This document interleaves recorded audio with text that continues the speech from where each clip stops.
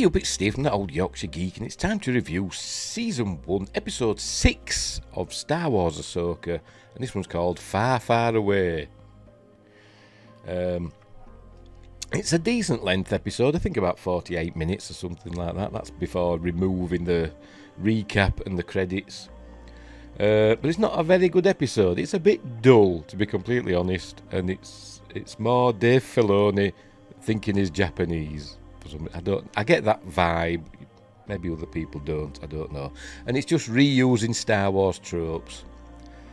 But anyway, and maybe there's a bit of what's the who am I thinking of now? You know, like the old adventures, like King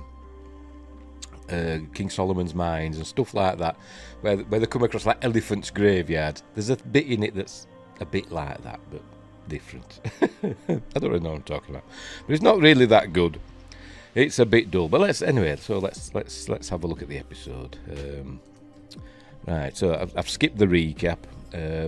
Remember last week everybody were raving about Anakin being back, even though they'd forgotten he were back in Kenobi a year ago, but never mind. This week I thought, well, maybe we'll see more Ahsoka, but we don't really. We saw a lot of Ahsoka last week, obviously, both old and young. The young Ahsoka was much better than the old one. But anyway, so here we go. Lucasfilm, here's the heads, and then Star Wars, there we go. Right, so we're in hyperspace with the Purgles. It's a slightly different looking hyperspace, because they're travelling between galaxies, remember? And we're explained why they go to this particular place. Which kind of makes me wonder, why are these going there? Because there's some big ones and older ones and some littler ones. Why are they all going? I don't know. But anyway, we find out in a bit. So they're heading there. Remember, that looks like a still from the bloody Rebels, doesn't it? That doesn't look like a live action still, does it? But never mind. Remember, anyway, Ahsoka and Yuang are in its gob. They're in the whale's mouth. They're doing a Pinocchio / Jonah. Riding along, and here they are. We don't know how long it's taking them, but it must be a while. They're in hyperspace for a while. But it doesn't tell us exactly how long. At least a day. We'll say 2 days. Right, so she's talking to Huyang, voiced by David Tennant. And remember, this droid is, I've said he's at least 500 years old, because he said he taught at the Jedi Temple for 500 years, but apparently he's like 25,000 years old or something. How can he last that long? But obviously he's well made. But here she's telling him about, remembering the stories he would tell them about, the olden days, the very first times of the Jedi and stuff like that. So that's what she's thinking of, and he talks about the best stories are from that time. So that's maybe a bit of a clue as to where Lucasfilm is wanting Star Wars to go. Is it a little nod to James Mangold's film that's maybe coming up? I don't think it'll get made, but which is set thousands of years in the past. Is it a little nod to that? Probably. They talk about Sabine, and Ahsoka says that she went with them willingly. Remember, she gave up the map orb thing to Balin's skull, and she gave it to him willingly because she wanted to go find Ezra, and Ahsoka's sensed that when she did a psychometry thing not last week, the week before. When she did that, she learned that she went willingly with them, albeit she's still a prisoner, but she went willingly. So she tells that to Huyang, and he says that's troubling. He says, yeah, well, there you go. She was fated to make that choice. Blah, blah, blah. And so she fears that, Sabine could be on a dark path. And then we get this view looking. That's supposed to be through the baleen plates of the of the whale we see in hyperspace, but it just looks, I don't know, it looks terrible, doesn't it? But anyway, never mind. And there we go, Star Wars Ahsoka. Oh, and by the way, that's the last we see of Ahsoka for this episode. He says, shall I tell you a story, one of the old stories? She says, all right then. And at first she says no, and then she says, maybe you should tell me a story. And then he says, very well. And then he just says, a long time ago in a galaxy far, far away. And I thought, oh. But there'll be people freaking out about that. There'll be reaction videos on YouTube. People going, oh, he said it. He said a long time ago in the galaxy far, far away. That's what they say at the beginning of the films and stuff like that. Oh dear. They'll be saying that. But I just cringed because, in case you don't know, basically George Lucas saying a long time ago in a galaxy far, far away, it's just another way of saying once upon a time in a faraway land. That's what it means. He's telling a fairy story. And that's what he's telling Ahsoka, a fairy story. He's treating her like a kid. Right, titles, Ahsoka. Then we get the thing, it's called Far, Far Away. Right, so we're with Sabine now. She's on the big ring ship that's bombing through hyperspace. It's still going through hyperspace, which is why I said it must be taking a long time for them to get to this galaxy. Because remember, Ahsoka had been in the netherworld of the Force or whatever for over a day, however long a day is. We took one rotation of the planet. We'll assume it's round about the same length as an Earth day. So she's been out of it for that. So they've been in hyperspace for at least a day. Right, so anyway, we see she's still shackled. She's in a prison cell and still shackled. They must really fear her. You think when they've locked her up, you think they'd take her cuffs off, wouldn't you? But they haven't. So she has a little chat with Bale and Skull. She's saying, we had the deal, because they did make a deal that if she went with them, he'd help her find Ezra. There you go. But he's obviously not helping her at the moment. But you can see in his face he wants to.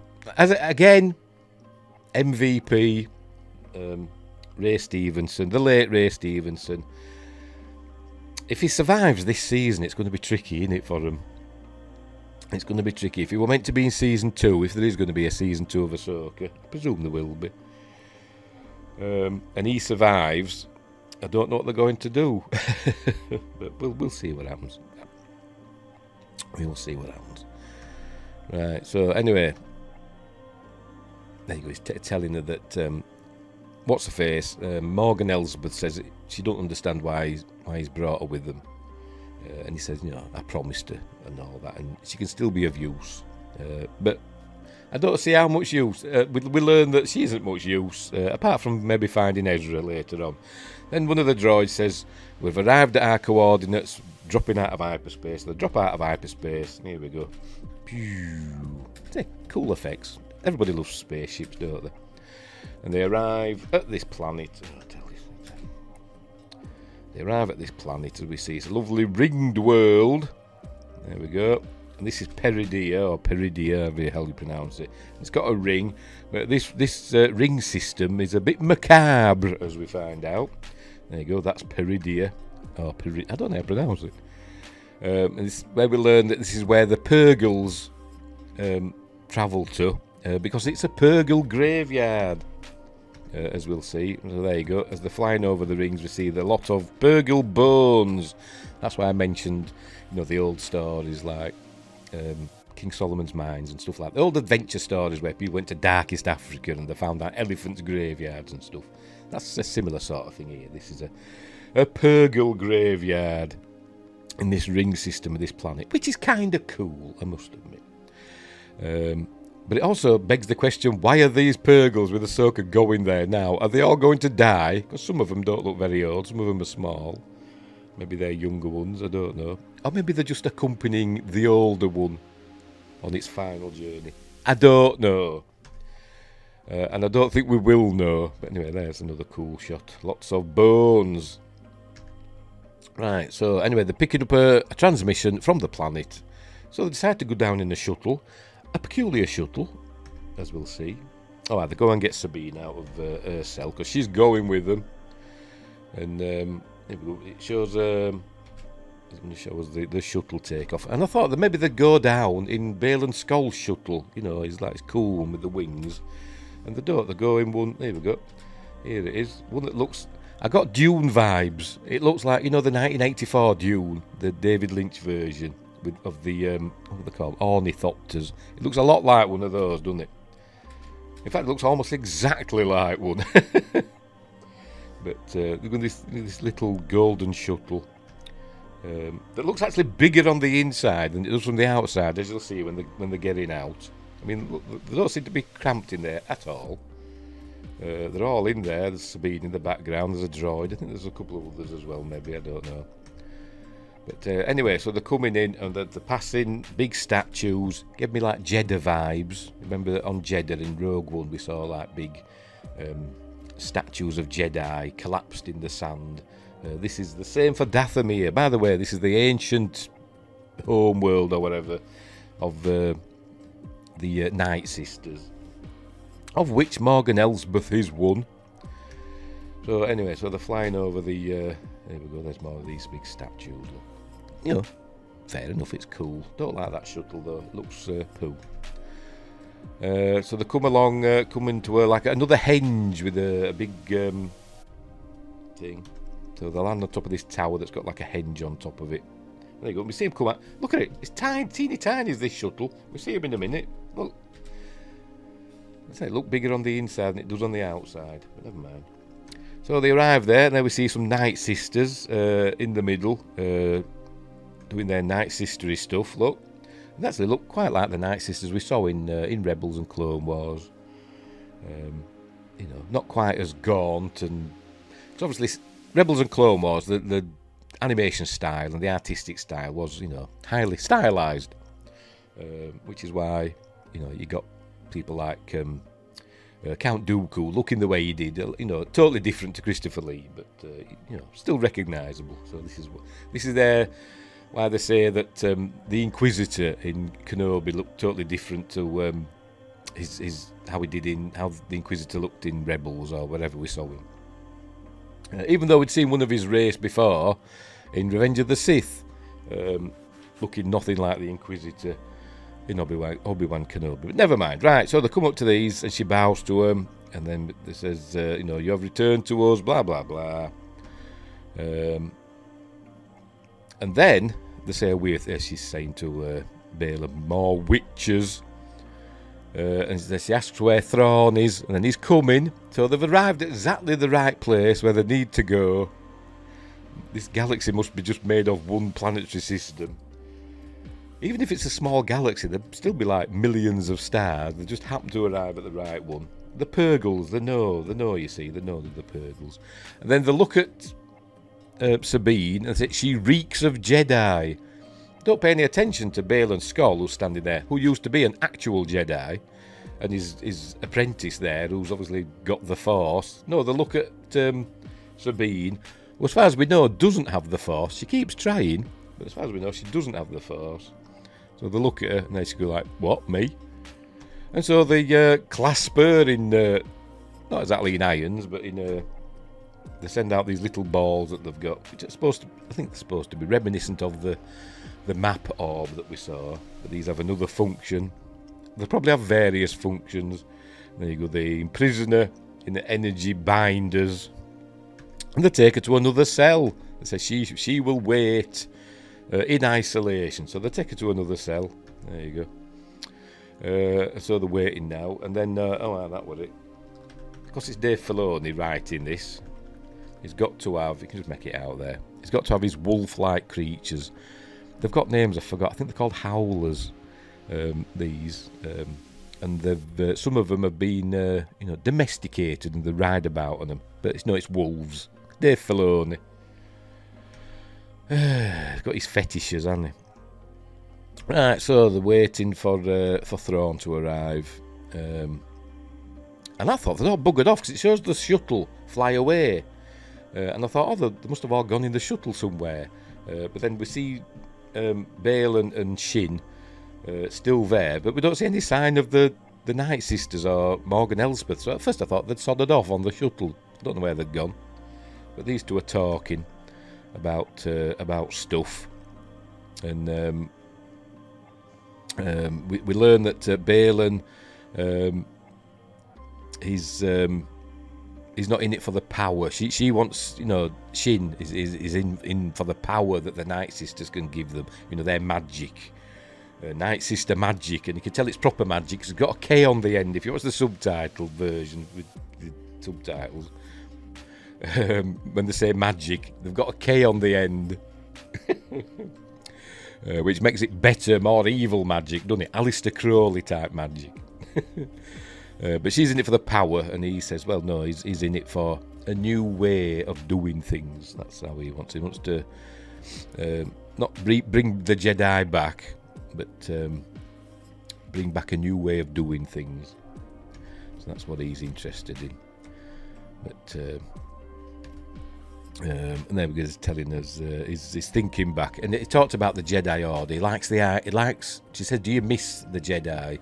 And the Jedi Order, and he says he misses the idea of it, but he doesn't miss the actual thing, because it became decadent and kind of not corrupt, but what's the word? I can't think of the word, but they couldn't see the wood for the trees, essentially, could the Jedi at the end? But anyway.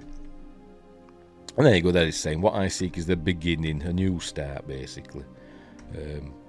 So she's wondering what she's doing in there. She's doing some exercises there, looks like it. I think she tries to use the Force then. She tries to concentrate. She's going to try and open the door with the Force. Then everything starts rumbling, and I was like, oh. So she has got the Force after all. But it turns out no.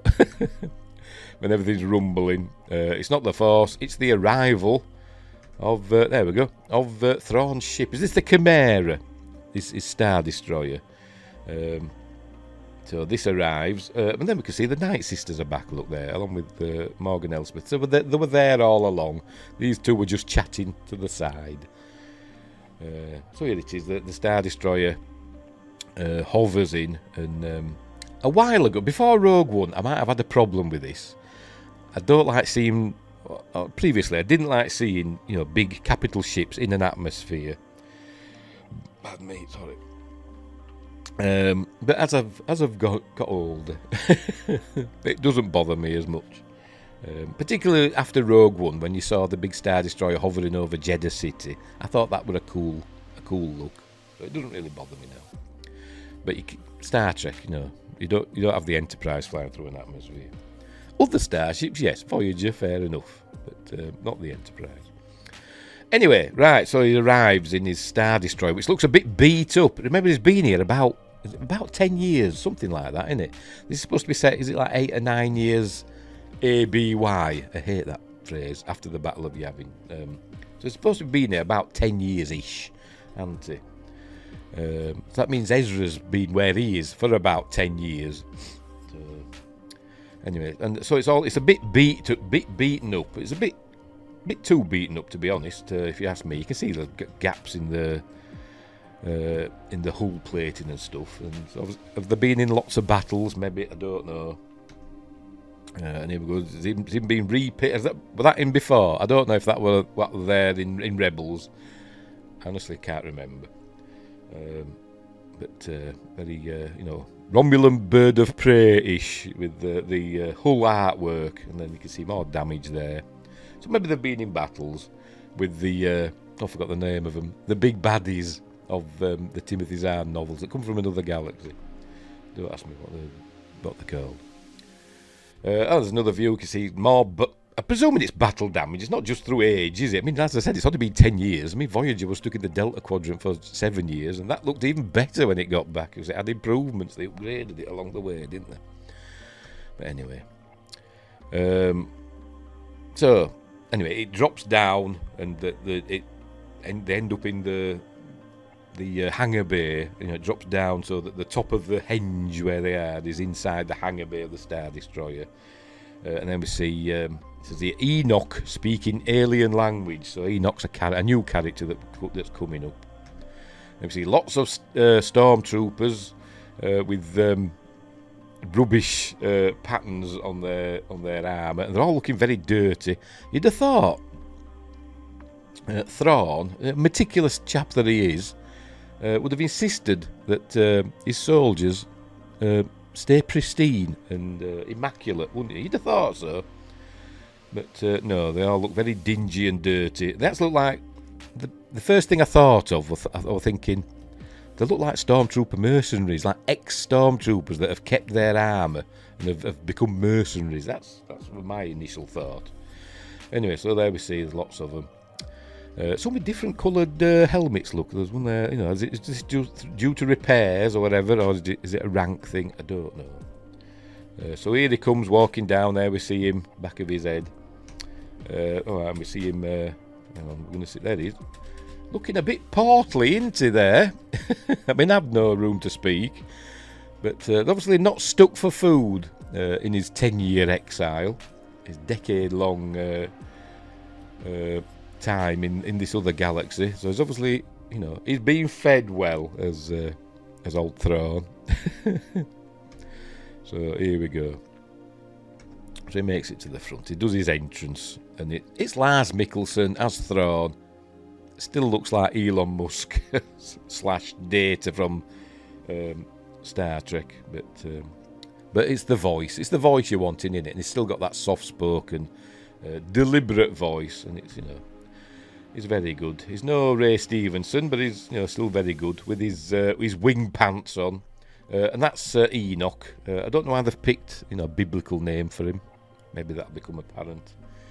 Here he is. His helmet's different. He's got like a face plate instead of the visors and stuff. He's got a face plate there.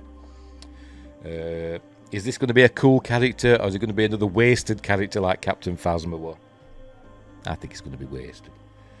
I don't think he'll last long. I think Ahsoka will take him out like that. Or Sabine will take him out like that. A woman will take him out. Anyway. There's a close-up look. This fella that... he's sprayed his helmet. He hadn't had time. He's done the primer, but he hadn't had time to spray it with the proper paint. As you can see, they're still bearing the Imperial insignia on his helmet. Anyway, so there you go. It says he shall begin the cargo transfer. Don't know what they're transferring, but it's going to take them 3 days to do it. So that's as immediate. We're on the timer with 3 days here before they set off back to the main galaxy. I don't know what the cargo is. Maybe it's just supplies. I don't know. It just says he shall begin the cargo transfer, and it'll take 3 rotations, 3 days. So they begin that. They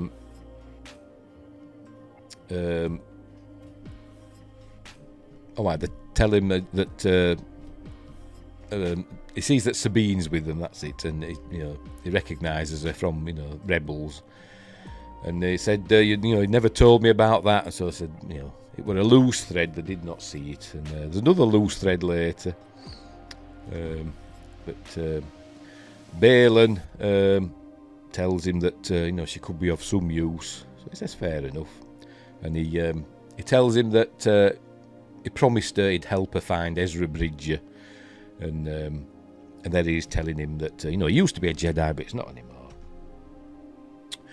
And they talk about Ezra Bridger. Now there's a familiar name. So here we go. They bring her out, and so he thanks her because she gave him back the map orb, and he says he'll honour Balin Skull's agreement with her that she can find. She can go look for Ezra. It says we'll give you all our information about Ezra's whereabouts. Or our intelligence, and they'll give her provisions and a mount. So when they said that, I thought, she's going to be riding an animal, and she is. So they'll give her a mount. They'll give her a speeder. They ain't got any speeders knocking about. Not speed. Is it speeders? Speeder bike. I thought they might give her a speeder bike, but no, they give her a mount. So it says, I will honour his agreement, so you're free to go. So they basically undo her cuffs, and there we go. They give her one of these howlers, which is just just a domesticated dire wolf with a weird face. This one's friendly enough, and so they give her that, and it's got provisions, look, and a sleeping thing and all that, so she's fine. And they even give her weapons back, including the lightsaber. So off she goes, and then Enoch warns her about nomads wander the wasteland, so she'll have to be prepared to defend herself and all that. So off she goes. There you go. Out she goes into the wasteland. Anyway, so Thrawn tells Balin and Shin they're basically going to follow her at a discreet distance, and he says, what if she finds Ezra? And he says, well, destroy them, destroy them both. So there you go. So that's what he tells them. Right, so she's off riding along. I must admit, I still do like this. People moan about the use of the volume, but I think they've done it well in Ahsoka. At not really at any point I was thinking this was filmed on the volume.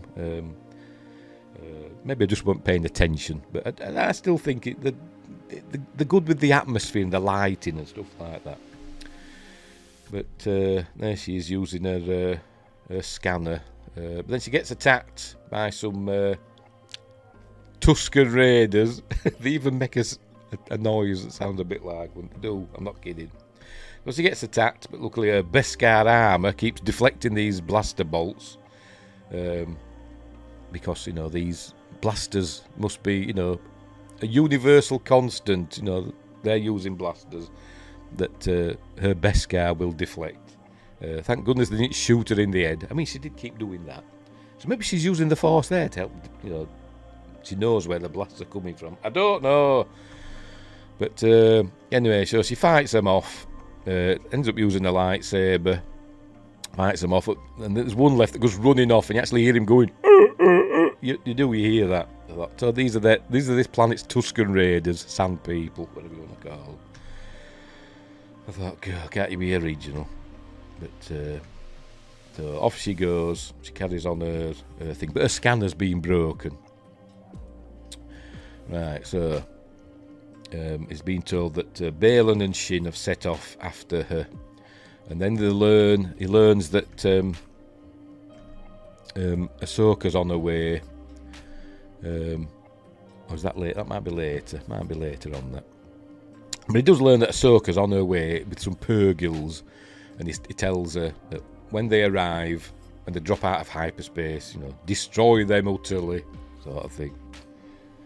It's like Emperor Ming. So she's being crossed now with her howler. It hasn't got a name yet. Maybe she'll give it one. She's a bit cross because when they were attacked by the nomads, it ran off. It's only an animal, isn't it? But she's been angry with it, saying, you abandoned me. And she says, go away. Even though, it's got all the provisions on. What the hell are these here? These bloody Japanese sword thing, what they're called? Katanas. Are they? I don't know. What the hell are they? Even though it's got all the provisions, I say it's a he. Could be a she, I don't know. It's probably a he because she's giving him a dressing down, isn't she? If it were a female howler, it'd have joined in and helped her fight, wouldn't it? But anyway, she tells it off and she makes it go away, and then it runs off to the right, and then as she walks off to the left, it follows her. It's that. There we go. That's that bit. Look, she stomps off, in a huff. It's terrible is Sabine. I don't like the character at all. I wasn't a huge fan of her in Rebels, to be completely honest, but here it comes. Come on, little fella. Come on. When you're ready, there you go. It follows her. It's hers. It's taken a liking to her, even though she's only just met it. But anyway, so the makeup. The bones, aren't they? So I just noticed they're the bones. Don't know what they use for getting stones out of the howler's hooves. I don't know what it's got. So anyway, it starts sniffing the air and it finds something. So she follows it, or she climbs on and lets it ride, and it finds something. It finds these rocks dotted about, and it finds some water and it starts having a drink, and it starts sniffing at a rock. Sorry if I'm snuffling. I'm still getting over this blooming cold. It's hanging on. Oh, sorry. Oh dear. And it turns out they're not rocks. They're little people called, I forgot what they call them.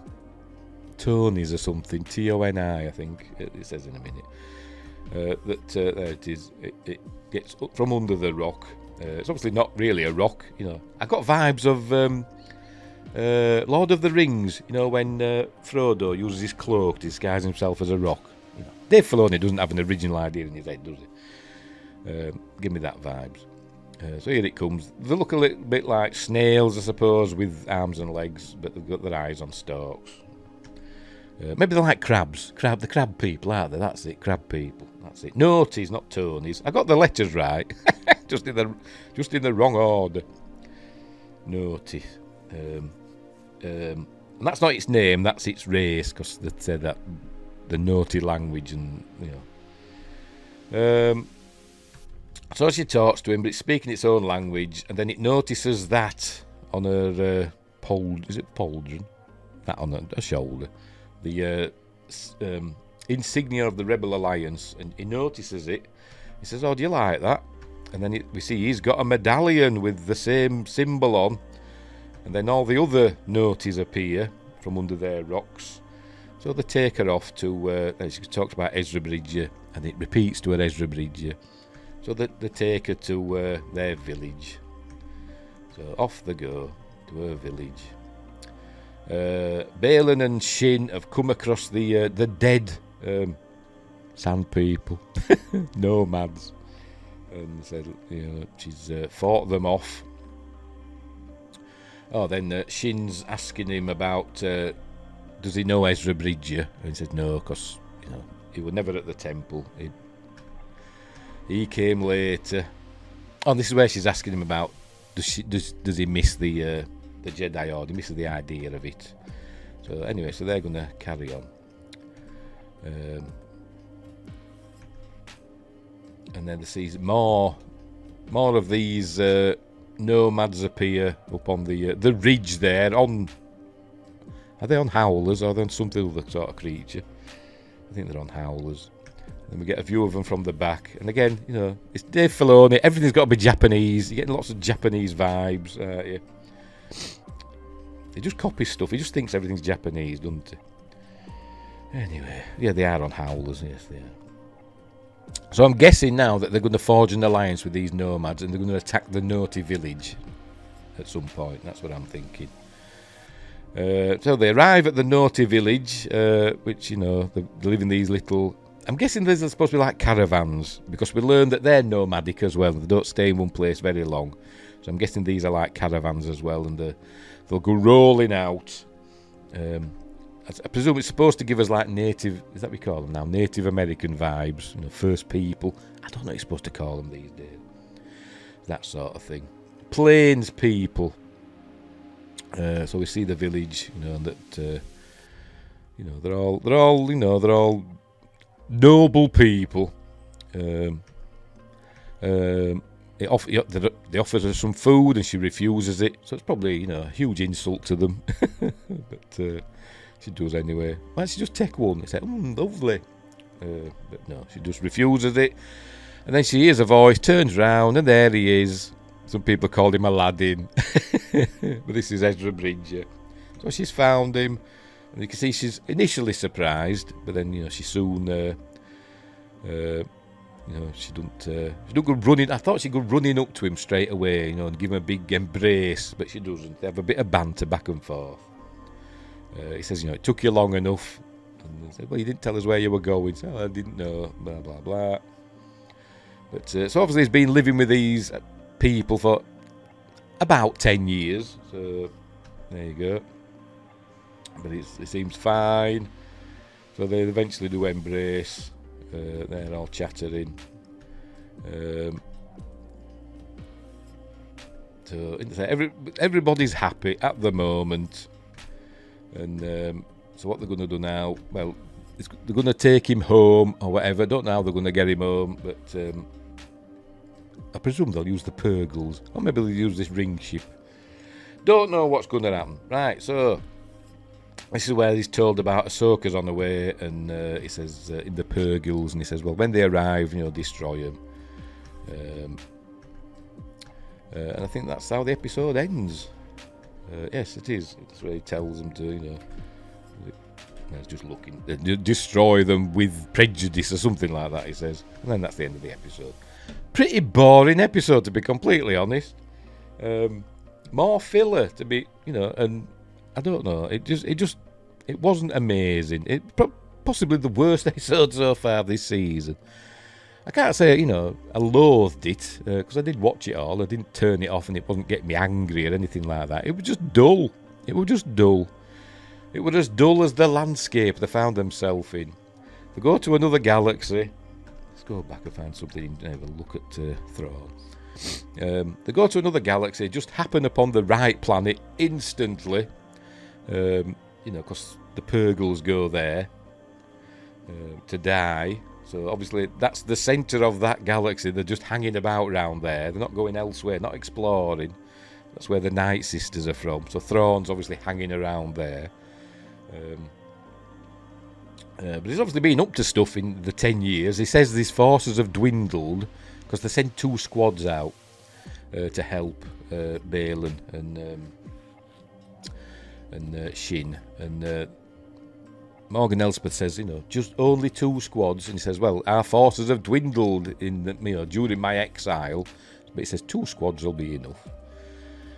There's obviously been in some sorts of battles. I can't imagine them being with these nomads or anything. So there must be somebody else. You can see that there's damage to his. Let's go back to his Star Destroyer. You can see the battle damage on it. But I'm presuming it's battle damage. There you go. You can see that. I'm presuming it's battle damage, not just wear and tear. I mean, they've only been here 10 years, haven't they? After all, so. Presuming they're being in battles up in space, with some other spacefaring race, whoever they may be. Is it they're going to be the big bad that's going to try and invade, the Star Wars galaxy? I don't know. I can't remember the name of it. Some Oolong Vosh or something. I don't know. I can't remember the call. I don't know. But is it that? But anyway, we're not talking about that. We're talking about this episode. I mean, the best parts of the episode were, again, Ray Stevenson, Lars Mikkelsen as Thrawn. He plays a good role, albeit portly. He's put weight on, hasn't he, in his absence? Maybe he's just not eating the proper foods. He's eating unfamiliar stuff. But Sabine is, I don't know. I think Sabine's a waste of time. Remember when before the series aired, all the cast and the producers and stuff were saying she's the star of the show. Was it Natasha Liu Boditzo? But I'm not getting that unless she has had these final 2 episodes that are coming up. Unless she's stellar in these final 2 episodes. But so far she hasn't done a great deal. She hasn't got the Force, as far as we know, and she's just moping around and just not being very good. So there we go. So that's episode 5, Far, Far Away. A bit dull, to be honest. A bit dull as the landscape. A bit beige and brown. But it was nice to see Thrawn again. And his soldiers. I'm interested in this Enoch fella. But I think he's going to be another Phasma that's not going to amount to anything. He's going to be like this interesting looking character that we're not going to know anything about, apart from, I'm sure we'll get a background story to him, like we did with Phasma. But on the screen, initially, he's not going to do a lot, and he'll get taken out like that by either Ahsoka or Sabine, or both at the same time. We will see. But anyway, next episode, no Ahsoka in this episode to speak of. We saw her at the very beginning. Huyang started telling her a story, made me cringe, and that was it. It's called Ahsoka, isn't it? It's not called Rebels Season 5. It might as well be. So we'll leave it there. The score for this one, 5 out of 10. The worst one so far. But it did have its good points, but not many. It was just dull. Even the fight scene with Sabine and the Sand people, nomads. Even that wasn't exciting. There was some, I don't know, maybe it was the way it was edited. It didn't grip me. Even when she got a lightsaber out, it were over with quickly, and and as I said, they even used the Tusken Raider sounds when they ran off. You heard it go. I thought, come on. Right, so we'll leave it there. So I'm sure next episode 7, whatever that's going to be called, Ahsoka will arrive. Obviously, they won't destroy him with prejudice. She'll save the Purgles somehow. I don't know.